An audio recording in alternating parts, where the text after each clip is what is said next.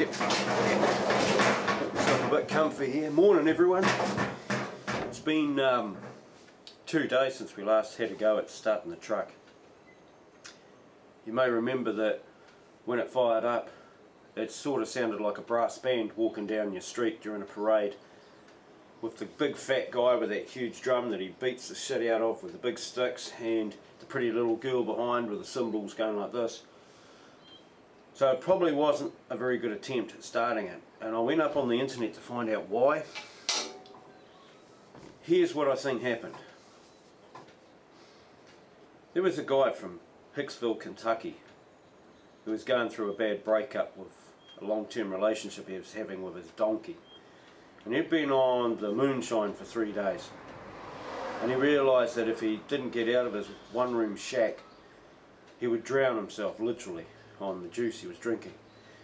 So he decided to go to his neighbour's place, Seth, who lived 2 hills and 3 fields away.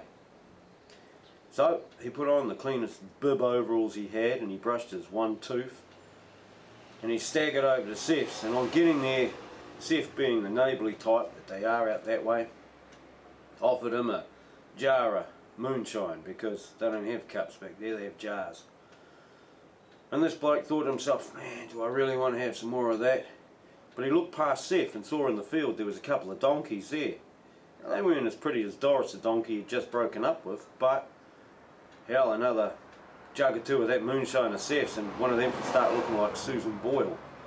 So he took it quite happily in his hand and started sipping on it.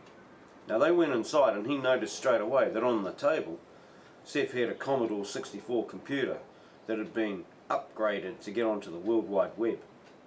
So he sat down in his staggered state and went on the web and saw a fellow had asked a question about valve timing on a small block chev.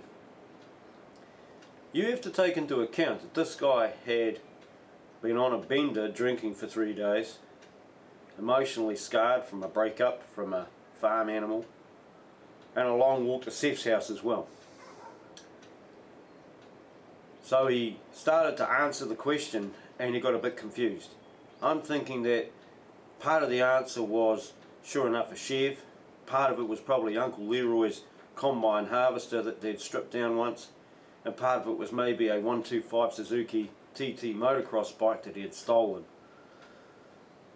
And all this would have gone unnoticed in the entire universe if it wasn't for, a couple of years later, a middle-aged, balding, slightly overweight builder, ex-boxer that had been hit in the head too many times, obviously way too many times, bloke that lived on a coastal village, who just happened to need to know how to set the valve timing on his small block chev. Saw this guy's answer on a question on a hot rod site and thought, that looks so easy, that's awesome, I'm going to do it that way. The moral of this is, if you're building something like this small block chev and you need an answer for something, do not take it from some one-toothed, bib-wearing, donkey-screwing son of a bitch from Kentucky.